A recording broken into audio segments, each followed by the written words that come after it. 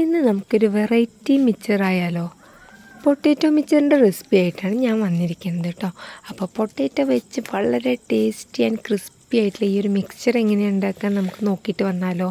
അതിന് വേണ്ടിയിട്ട് ഞാൻ ഈ ഒരു സൈസിലുള്ള പൊട്ടാറ്റോ എടുത്തിട്ടുണ്ട്. ഒരു 4 എണ്ണം വലുതും ഒരെണ്ണം ചെറുതും കേട്ടോ. കണ്ടില്ലേ, ഈ ഒരു സൈസിൽ എടുത്തിട്ടുണ്ട്. അതിൻ്റെ തൊലി കളഞ്ഞ് നന്നായി കഴുകി എടുത്തിട്ടുണ്ട്. പിന്നെ നമുക്ക് ഈ ഗ്രേറ്ററിൽ പല സൈസിലുള്ള ബ്ലേഡുകളുണ്ട് അല്ലേ, കണ്ടില്ലേ.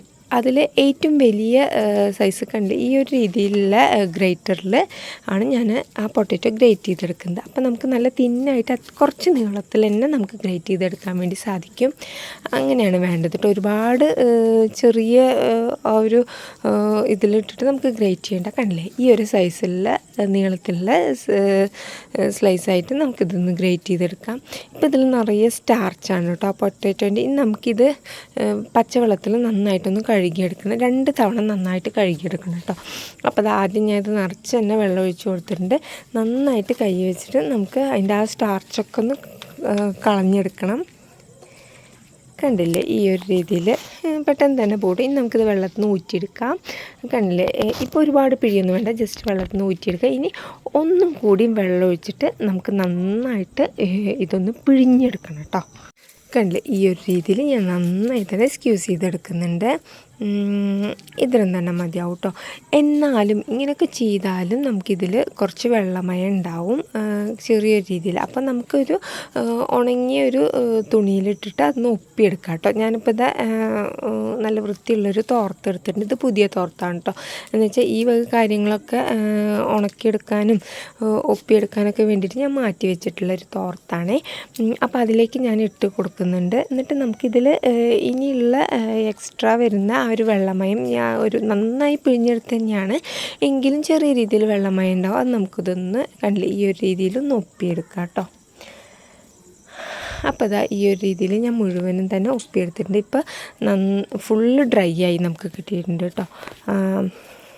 കണ്ടില്ലേ, ഇത് ഞാനൊരു പാത്രത്തിലോട്ട് മാറ്റുന്നുണ്ട്. ഇനി ഒരു ചീനച്ചട്ടിയിലോട്ട് എണ്ണ ചൂടാക്കാൻ വെച്ചിട്ടുണ്ട്. ഞാനിപ്പോൾ റിഫൈൻഡ് ഓയിലാണ് കേട്ടോ ഫ്രൈ ചെയ്തെടുക്കുന്നത്. അത് ചൂടായി വരുമ്പോൾ നമുക്ക് നമ്മുടെ പൊട്ടാറ്റോ അതിലേക്ക് ഇട്ട് കൊടുക്കാം. അതും കൂടി ചേർത്തിട്ട് നമുക്ക് നന്നായിട്ട് തന്നെ ഇതൊന്ന് മീഡിയം ഫ്ലെയിമിലിട്ടിട്ട് ഇതൊന്ന് ഫ്രൈ ചെയ്തെടുക്കാം കേട്ടോ. നല്ല ഏതാണ്ട് ഒരു ഗോൾഡൻ ബ്രൗൺ മിക്സ്ചറിൻ്റെ ഒക്കെ ആ ഒരു കളർ അറിയില്ലേ, ആ ഒരു ലെവലിൽ നമുക്കിതൊന്ന് ഫ്രൈ ചെയ്തെടുക്കാം. ഇതിൽ ഉപ്പും കാര്യങ്ങളൊന്നും നമ്മളിപ്പോൾ ചേർക്കുന്നില്ല കേട്ടോ. ഇപ്പം നന്നായി തന്നെ നമുക്ക് നല്ല ക്രിസ്പി ആയിട്ട് ഇതൊന്ന് ഫ്രൈ ചെയ്തെടുക്കാം. കണ്ടില്ലേ, നല്ല ഗോൾഡൻ ബ്രൗൺ കളറായിട്ടുണ്ട് കേട്ടോ. ഇപ്പോൾ ഞാൻ എണ്ണയിൽ നിന്നും വറുത്ത് കോരുന്നുണ്ട്. മുഴുവൻ തന്നെ എണ്ണയിൽ നിന്നും വറുത്ത് കോരിയിട്ടുണ്ട് കേട്ടോ. ഇനി അതേപോലെ തന്നെ ബാക്കിയുള്ളത് മുഴുവനായിട്ട് നമുക്ക് ഫ്രൈ ചെയ്തെടുക്കാം. ഞാൻ മുഴുവനും ഫ്രൈ ചെയ്ത് മാറ്റിയിട്ടുണ്ട്. ഇനി അതേ എണ്ണയിലോട്ട് നമുക്ക് കുറച്ച് കറിവേപ്പിൻ്റെ ഇലയും കൂടി ഇട്ടിട്ട് ഫ്രൈ ചെയ്തെടുക്കാം. ഇത് നന്നായിട്ട് കഴുകി വെള്ളമൊക്കെ തുടച്ചെടുത്തിട്ടുള്ള കറിവേപ്പിൻ്റെ ഇലയാണ് കേട്ടോ. അതും കൂടി എടുത്തിട്ട് നമുക്ക് ക്രിസ്പി ആവുന്നത് വരെ ഫ്രൈ ചെയ്തെടുക്കാം. ഞാൻ കുറച്ച് നിലക്കടലയും കൂടി എടുത്തിട്ടുണ്ട്. അതും കൂടി മിക്സ്ചറിലൊക്കെ ഉണ്ടാവില്ലേ നിലക്കടല, അതുപോലെ തന്നെ നമുക്ക് നിലക്കടല ഫ്രൈ ചെയ്തിടാം കേട്ടോ. അപ്പോൾ അതിന് വേണ്ടിയിട്ട് ഞാനൊരു 1/4 കപ്പോളം എടുത്തിട്ടുണ്ട്. അതും കൂടി നന്നായിട്ട് മീഡിയം ഫ്ലെയിമിലിട്ട് നമുക്ക് ഫ്രൈ ചെയ്തെടുക്കാം. പിന്നെ ഒരു 5-6 അല്ലി വെളുത്തുള്ളി തൊലിയോട് കൂടി ചതച്ചെടുത്തതാണ് കേട്ടോ. അതും കൂടി നമുക്ക് ഫ്രൈ ചെയ്തെടുക്കാം.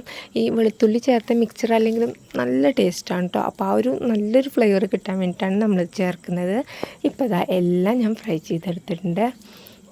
കണ്ടില്ലേ, എല്ലാം തന്നെ നല്ല ക്രിസ്പി ആയിട്ട് നല്ല വെളുത്തുള്ളിയൊക്കെ ചേർത്തത് കൊണ്ട് നല്ലൊരു കിടിലം മണമാണ് കേട്ടോ. ഇനി നമുക്കിത് കുറച്ച് സ്പൈസി ആക്കി എടുക്കാം. അതിന് വേണ്ടി ഞാനൊരു 1 ടീസ്പൂണോളം മുളക് പൊടി, എരിവുള്ള മുളക് പൊടി ചേർത്തിട്ടുണ്ട്.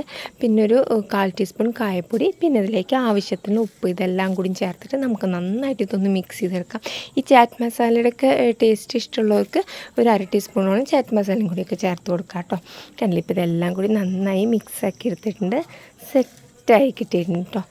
കണ്ടില്ലേ, ശരിക്കും ഉള്ള ഒരു മിക്സ്ചറിൻ്റെ ആ ഒരു ലുക്കില്ലേ. പക്ഷേ ഈ പൊട്ടാറ്റോ കൊണ്ട് ഉണ്ടാക്കിയത് കൊണ്ട് തന്നെ ഇതൊരു അടിപൊളി ടേസ്റ്റാണ് കേട്ടോ.